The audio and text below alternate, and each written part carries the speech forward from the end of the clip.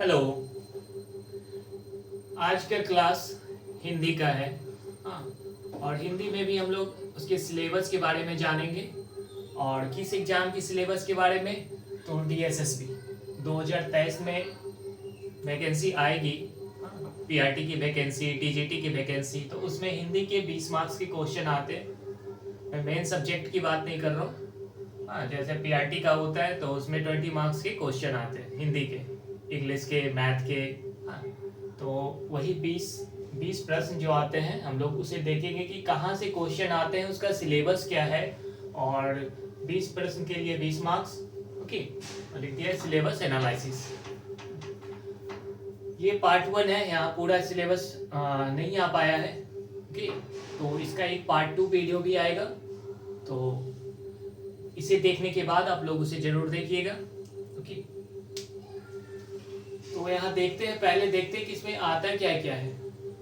तो 2022 में जो पेपर हुआ तो उसका मैंने एनालिसिस किया, जो भी शिफ्ट हुए तो उसमें से बहुत सारे क्वेश्चन मुझे देखने को मिले। तो मैंने पहले तो सारा टॉपिक लिख दिया, उसके बाद उस टॉपिक से कैसे क्वेश्चन पूछे जाते हैं मैंने उसको भी लिखा है, और उसके बारे में भी बताऊंगा कि कैसे क्वेश्चन पूछे जा रहे हैं यहाँ।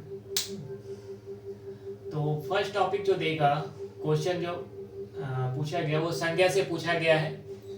फिर सर्वनाम है, विशेषण है, क्रिया है, अव्यय है, लिंग है, वचन है, कारक, काल, उपसर्ग, प्रत्यय, समास, वाक्य विचार, समान शुद्धियां, जैसे शुद्ध वर्तनी करके वहां पे क्वेश्चन में लिखा गया है। विलोम शब्द या फिर विपरीतार्थक शब्द, युग्म शब्द, पर्यायवाची या समानार्थक शब्द, विशेष से विशेषण बनाने के लिए दिया गया था। गद्यांश, मुहावरा, तत्सम तद्भव। एक क्वेश्चन ये सेंटेंस पे आधारित भी है, त्रुटि वाला वाक्य है, चिन्ह पे आधारित है। तो टोटल मैंने ये वहां से जो एक एक करके जो सारे क्वेश्चन आए उसे मैंने जब ऑब्जर्व किया, तो यहाँ पे करीब इतने टॉपिक बने। तो ये सारे टॉपिक का नाम मैंने लिखा है। 24 हो गए टोटल। अब देखते हैं कि इस सारे टॉपिक से क्वेश्चन बनते कैसे हैं। हाँ, तो पहले मैं ये क्वेश्चन ले लेता हूं। जैसे एक सेंटेंस वहां पे दे दिया जाता है, उसके 4 ऑप्शन दे दिए जाते हैं। हाँ, जैसे यहाँ पे एक सेंटेंस ये आया हुआ एक क्वेश्चन है, मेहनत ही डैश है, मेहनत ही डैश है। वहां पे इंस्ट्रक्शन में क्या दिया हुआ था, उपयुक्त शब्द का चयन करें, यानी कि इस सेंटेंस के लिए उपयुक्त शब्द का चयन करें। तो यहाँ पे एक ऑप्शन दिया गया, जीवन, मृत्यु, अभिशाप, परिश्रम। तो इस सेंटेंस के लिए इस समय से उपयुक्त शब्द कौन सा होगा, जीवन ही डैश है, सॉरी मेहनत ही डैश है, मेहनत ही मृत्यु है, नहीं, मेहनत ही अभिशाप है, नहीं, मेहनत ही परिश्रम है, मेहनत ही जीवन है। ज्यादा सही लग रहा। तो इसे समझ गए होंगे कि क्वेश्चन कैसा आता है। जो भी पेपर, जो भी शिफ्ट देखा, सारे में एक क्वेश्चन ऐसे हैं जहां पे एक सेंटेंस दे दिया गया, उसके 4 ऑप्शन दे दिए गए हैं, और उस सेंटेंस के लिए वो कौन सा शब्द ज्यादा सुटेबल होगा, उसे वहां पे फिल करना है, वो आपका वो आंसर मार्क करना है। तो ये हो गया। अब आते हैं हम इस पे, चिन्ह पे। इससे कैसे क्वेश्चन बने। 2 क्वेश्चन बने देखे मैंने, 20 क्वेश्चन में 2 क्वेश्चन चिन्ह पे आधारित। तो इससे क्वेश्चन पूछा गया,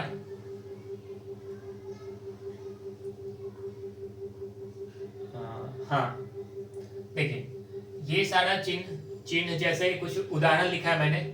हम लोग ऐसे इंग्लिश में तो ये सारे का आसानी से पता होता है इसे क्या कहते हैं, नहीं कहते हैं। हाँ, लेकिन हिंदी में थोड़ा कंफ्यूजन होता है। जैसे ये हम लोग ऐसे लिख देते हैं ना, ऐसे कर देते हैं और ऐसे दे देते हैं एक कोमा, तो इसे हिंदी में अर्धविराम कहते हैं। इस तरह से करके और डबल इन्वर्टेड कोमा से उसे घेरते हैं, तो इसे अवतरण चिन्ह बोलते हैं। 3 डॉट ऐसे दे दिया तो लोप चिन्ह बोला जाता है। ऐसे कर दिया तो इसे लाघव चिन्ह कहते हैं। विस्मयादि बोधक पता ही होगा, इस तरह से अल्प विराम, एक कोमा दे दिया तो अल्प विराम, आदेश चिन्ह, इस तरह से जो लिखते हैं वो आदेश चिन्ह होता है। उपविराम, रेखांकन चिन्ह, एक इस दोनों चिन्ह में क्या डिफरेंस है, एक जो हम लोग बीच में कर देते हैं ऐसे, ओके, और तो ये हुआ योजक चिन्ह। और इंग्लिश में जिसको अंडरस्कोर बोलते हैं, जो थोड़ा सा कोई भी वर्ड लिखा, हाँ, तो एक जैसे ये बता रहा हूँ, ये वर्ड लिखा हमने तो एक साइन यहाँ पे दे देते हैं, ओके, तो ऐसे को तो हिंदी में योजक चिन्ह बोलते हैं, लेकिन इंग्लिश में एक यहाँ पे भी देते होंगे नीचे ऐसे, तो उसके लिए इसके लिए आता है, इसको बोलते हैं रेखांकन चिन्ह। तो ये कुछ चिन्ह है, चिन्ह के टाइप। अर्धविराम किसको बोलते हैं, अवतरण चिन्ह किसको बोलते हैं, जैसे क्वेश्चन मार्क पता ही होगा, कोष्टक क्या होता है, बड़ी कोष्टक, लाघव चिन्ह का ये लोप चिन्ह ऐसा होता है, विस्मयादि बोधक, अल्प विराम। तो यहाँ से दो क्वेश्चन, एक क्वेश्चन तो इस तरह से पूछा गया, क्वेश्चन यहाँ मैंने लिख दिया है, रामू जो बहुत अच्छा खिलाड़ी है, कल उसकी टांग टूट गई। रामू जो बहुत अच्छा खिलाड़ी है, कल उसकी टांग टूट गई। यहाँ पे देखिए फिर ऑप्शन दे दिया गया चार, ए के लिए बी, सी और डी, एक डबल इन्वर्टेड कोमा दे दिया गया, और डी इस तरह के चिन्ह को कहते हैं अल्प विराम चिन्ह। फिर इस तरह के इस ये जो यहाँ पे दे दिया गया है आदेश चिन्ह, और ये आपका लाघव चिन्ह, यहाँ ये लाघव चिन्ह। तो क्वेश्चन क्या पूछा गया, उपयुक्त विराम चिन्ह का चयन कीजिए, इस सेंटेंस के लिए कौन सा विराम चिन्ह सुटेबल होगा, इस क्वेश्चन के लिए कौन सा विराम चिन्ह सुटेबल होगा। तो ये सारे चिन्ह है, तो और ऑप्शन दिया गया, तो इस ऑप्शन में से यहाँ कौन सा चिन्ह लगेगा, तो रामू जो बहुत अच्छा खिलाड़ी है, यहीं पे एक चिन्ह आएगा, क्योंकि कल उसकी टांग टूट गई। यहाँ पे जो चिन्ह आएगा वो सेंटेंस को क्या करेगा, अलग करने का काम करेगा। तो क्या हम लोग इस तरह का चिन्ह दे सकते हैं, आदेश चिन्ह यहाँ पे लगा सकते हैं, नहीं लगा सकते, यहाँ पे कोई आदेश नहीं दिया जा रहा है। लाघव चिन्ह लगा सकते हैं, नहीं लगा सकते हैं। डबल इन्वर्टेड कोमा नहीं कर सकते, नहीं कर सकते, क्योंकि हम किसी चीज को किसी चीज पे इन्वर्टेड उसको दिखाने की कोशिश तो नहीं कर रहे ना। तो यहाँ पे क्या होगा, ये अल्प विराम चिन्ह का यूज किया जाएगा, यानी कि यहाँ पे हम लोग ऐसे कर देंगे, ठीक है, तो हो गया, यानी कि उपयुक्त विराम चिन्ह, इसका आंसर क्या हो जाएगा, ऑप्शन नंबर डी। तो इस तरह के क्वेश्चन पूछे गए थे। और एक और क्वेश्चन पूछा गया जहां पे इस तरह का चिन्ह सेंटेंस में ही लगा दिया गया और बोला गया कि वो कौन सा चिन्ह है, उसका नाम क्या है। जैसे किसी सेंटेंस में इस तरह का चिन्ह लगा दिया गया और पूछा गया कि यह चिन्ह कौन सा है, तो यह चिन्ह वहां पे हमें पता होगा कैसा होता है, विस्मयादि बोधक, तो हम आसानी से कर पाएंगे। तो चिन्ह के बेस पे इस तरह से क्वेश्चन वहां बने हुए हैं, दो क्वेश्चन बने हुए हैं और एक क्वेश्चन ये सेंटेंस पे बने हुए हैं, 3 क्वेश्चन। उसके बाद देखते हैं, ये हो गया, ये भी हो गया। हाँ, अब आते हैं इस वाक्य पे। ये जो वाक्य विचार है इसी के अंदर सारा आ जाएगा। तो वाक्य से कैसे क्वेश्चन है, वाक्य 3 टाइप, सरल वाक्य, संयुक्त वाक्य और मिश्र वाक्य। तो क्वेश्चन में मैंने देखा ना, इस तरह से एक सेंटेंस दे दिया गया है, हाँ, और पूछा गया कि यह सेंटेंस जो है किस तरह का वाक्य है, मिश्र वाक्य है, संयुक्त वाक्य है या फिर सरल वाक्य है। एक क्वेश्चन हर शिफ्ट में फिक्स। जैसे मैंने लिख दिया है, ये पूछा हुआ क्वेश्चन है, जैसे 4 ऑप्शन ऐसे दिए हुए हैं। इसमें पूछा गया था, हाँ, उसने बोला और वह चला गया। यह जो है ये 4 ऑप्शन दे दिया गया और पूछा गया कि इस 4 में से संयुक्त वाक्य कौन सा है। यदि वह बोलता तो वह चला जाता, ये कैसा है, एक सरल वाक्य है। सरल वाक्य को कैसे पहचानते हैं, मिश्र वाक्य को कैसे पहचानते हैं, संयुक्त वाक्य को कैसे पहचानते हैं। हाँ, तो ये सारा चीज जो वाक्य विचार को पढ़ा जाएगा, हाँ, तो उसके अंदर वो सारे चीज आप आसानी से समझ सकते हैं। यहाँ मैंने बस एक व्यू दिया है कि क्वेश्चन कैसे आते हैं टॉपिक से, तो मैंने एक एग्जांपल उसका लिया है। यदि वह बोलता तो वह चला जाता, यह क्या है, एक सरल वाक्य। उसके बोलने से वह चला गया, यह क्या है, एक मिश्र वाक्य। जैसे उसने बोला वैसे ही वह चला गया, यह भी मिश्र वाक्य है। देखिए उसने बोला और वह चला गया, यह संयुक्त वाक्य है। संयुक्त वाक्य में दो उपवाक्य होते हैं, बनते हैं, और दो या दो से ज्यादा उपवाक्य बनते हैं, और हर कोई उपवाक्य क्या होता है, प्रधान होता है। तो वो देखना पड़ेगा जब वाक्य विचार आप पढ़ेंगे, ओके, तो उसमें देखना पड़ेगा कि सरल वाक्य मिश्र वाक्य को अलग कैसे कर सकते हैं, उसका कीवर्ड क्या होता है, कैसे पहचाने जाए। तो इस पे एक क्वेश्चन हर शिफ्ट में, एक क्वेश्चन। हाँ, उसके अलावा किसी शिफ्ट में ना इस पे बेस्ड क्वेश्चन था, वाक्य का पक्ष। वाक्य का पक्ष एक इस तरह से सेंटेंस दिया हुआ था, मधु इंजीनियर है, मधु इंजीनियर है, यह वाक्य का कौन सा पक्ष है?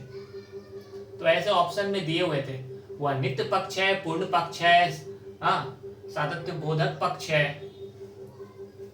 तो मधु इंजीनियर है, ऐसे ऑप्शन में दिए हुए थे। हाँ, तो मधु इंजीनियर है, यह है एक नित्य पक्ष। क्या है? नित्य पक्ष।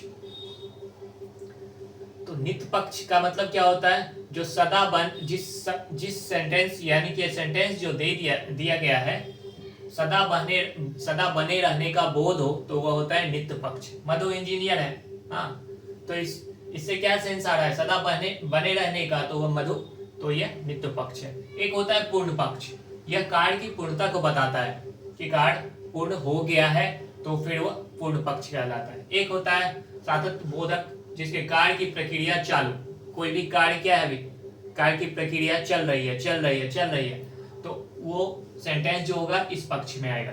तो ऐसे क्वेश्चन कुछ शिफ्ट में ये क्वेश्चन है, कुछ शिफ्ट में ये क्वेश्चन। एक क्वेश्चन और देखा वाक्य की वृत्ति पे, वाक्य की वृत्ति पे किसी शिफ्ट में, तो ये क्वेश्चन और ये क्वेश्चन दोनों, यानी कि दो क्वेश्चन इससे बने हुए हैं। वाक्य की वृत्ति पे यहाँ पे एक सेंटेंस मैंने लिया है, उसने गोल्ड मेडल जीता होगा, उसने गोल्ड मेडल जीता होगा।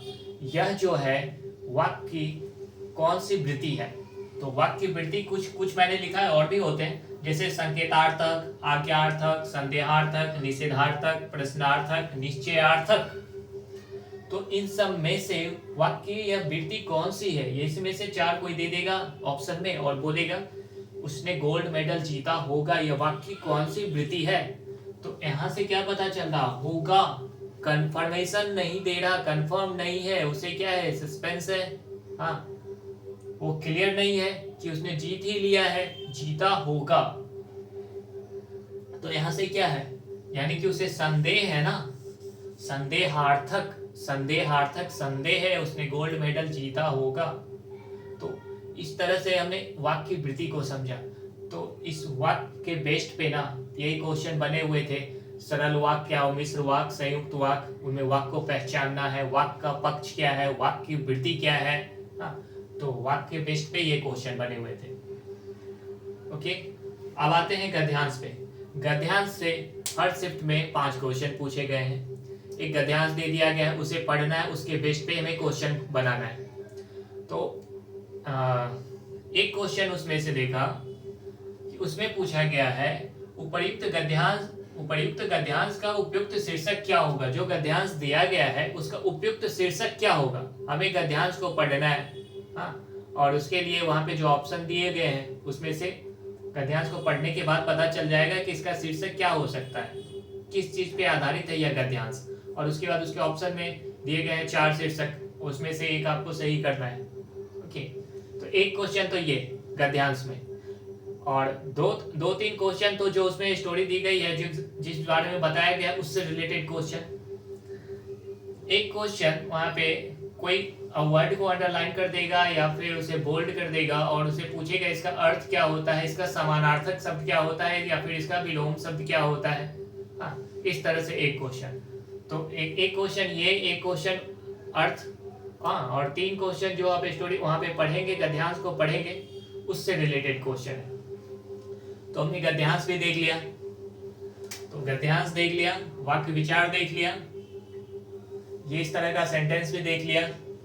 हाँ, एक क्वेश्चन और, ये वाक्य में त्रुटि वाला वाक्य। इसमें एक सेंटेंस दे दिया गया, रामा घर को जाती है। हाँ, अब ये जो सेंटेंस है क्या ये सही है? नहीं सही है।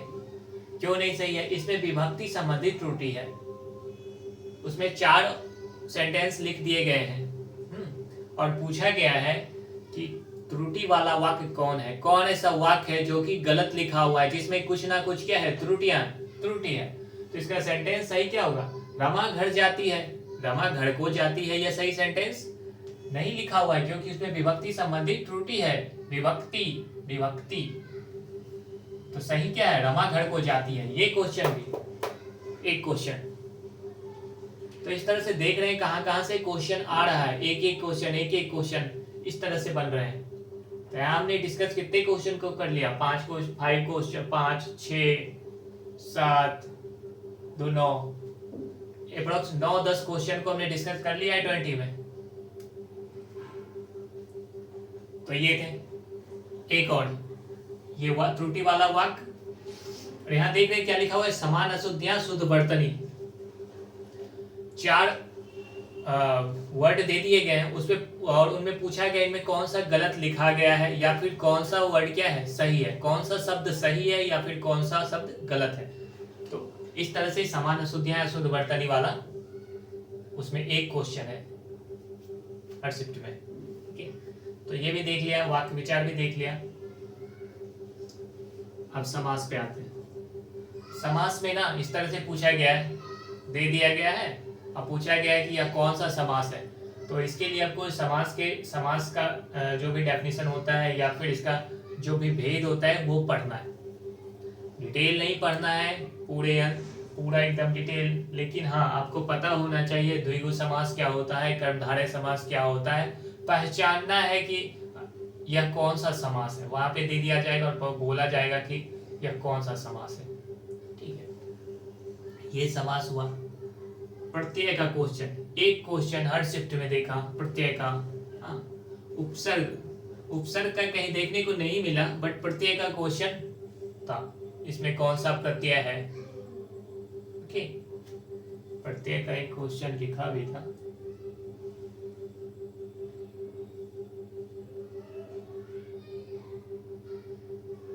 अच्छा, इसमें नहीं, इस अभी नहीं है। हाँ, तो कोई भी एक वर्ड दे दिया गया और पूछा गया कि उसमें कौन सा प्रत्यय लगा हुआ है। हाँ, तो ये प्रत्यय हो गया। एक क्वेश्चन यहाँ से भी बना है। इसके अलावा यहाँ एक क्वेश्चन इसका, यहाँ पे क्या देखा? यहाँ पे ये देखा, ये वाक्य का पक्ष है, वाक्य वृत्ति है या सरल संयुक्त वाक्य है। 3 में से ना किसी शिफ्ट में ये क्वेश्चन आएगा या ये क्वेश्चन आएगा, किसी शिफ्ट में ये 2 आ जाएगा। इस तरह से तीनों क्वेश्चन हाँ एक साथ नहीं आए, 2 क्वेश्चन, इस तीनों टाइप में से 2 क्वेश्चन पूछे गए। और ये क्वेश्चन तो आया है 2। उसके बाद या तो किसी शिफ्ट में समान अशुद्धि पूछ लिया गया है या फिर किसी शिफ्ट में त्रुटि वाला वाक्य पूछ लिया गया है। आगे बढ़ते हैं। युग्म शब्द, एक ही युग्म शब्द पूछा गया है। युग्म शब्द, पर्यायवाची या समानार्थक शब्द या फिर विशेष से विशेषण बनाना या मुहावरा। ये 3 जो है ना, पर्यायवाची या समानार्थक, विशेष से विशेषण या मुहावरा। मुहावरा जो है ये तो फिक्स है, एक क्वेश्चन आपका, इसे तो याद करना होगा। पर्यायवाची वाला ये वाला ना किसी शिफ्ट में आया किसी शिफ्ट में नहीं आया, बट युग्म शब्द, मुहावरा, समान अशुद्धियां, ये भी विलोम शब्द, ये तो हर शिफ्ट का फिक्स है। तो ये सारे टॉपिक हो गए। ये पर्यायवाची भी हो गया, मुहावरा भी हो गया। उपसर्ग से क्वेश्चन नहीं देखा। अब यहाँ पे एक तत्सम तद्भव, यहाँ से भी एक क्वेश्चन सारे शिफ्ट में देखा है। कोई वर्ड दे दिया गया, उसका कोई वर्ड दे दिया गया और उसके बाद पूछा गया उसका तद्भव तत्सम। तो क्या क्वेश्चन कैसे आया है वो मैं अभी आपको बताऊंगा। तत्सम तद्भव का नेक्स्ट वीडियो अभी जो मैं लाऊंगा, ओके, तो उसमें दिखाऊंगा कि युग्म शब्द के क्वेश्चन कैसे पूछे गए या फिर समास के क्वेश्चन कैसे पूछे गए, प्रत्यय के कैसे क्वेश्चन पूछे गए। तो यही था, मैंने 3-4 टॉपिक को बताया कि एक तो पहले सारा टॉपिक बता दिया, फिर बताया कि उस पर किस तरह के क्वेश्चन आ रहे हैं। तो यही था आज का ये डिटेल एनालिसिस। मैं इसका पार्ट 2 अभी जल्दी लेकर के आऊँगा। हाँ, तो उसमें ये सारे जो बचे हुए हैं ना, इससे कैसे क्वेश्चन बन रहे हैं उसके बारे में मैं बताऊँगा। क्या होता है ना कि आप पढ़ने जाएंगे तो पढ़ने के लिए तो बहुत सारा चीज़ होता है। आप व्याकरण की बुक को उठाएंगे, हाँ, तो उसमें पढ़ते जाएंगे, लेकिन एक व्यू हमें पता होना चाहिए कि क्वेश्चन क्या क्या आ रहा है, कहाँ से आ रहा है, बस हमें क्या करना है, उतना ही पढ़ना है। आप मैं कह रहा हूँ ना, वाक्य आप ये 3 चीज देख लेंगे, आपके वाक्य क्वेश्चन गलत नहीं होंगे, क्योंकि आ यहीं से रहा है। और वाक्य विचार आप पढ़ने जाएंगे तो इसके अंदर बहुत सारी चीजें हैं, बट क्वेश्चन तो हमें ये 3 टॉपिक से यहाँ से आने हैं। आपको पता होना चाहिए सेंटेंस चूंकि हिंदी है तो डेली हमारी क्या है, बोलचाल में है, तो हमें पता चल जाता है कि इसके लिए कौन सा वर्ड सही होगा। त्रुटि वाला वाक्य ये भी पता चल जाएगा। तो यही था। तो आप लोग इसे देखें, समझें।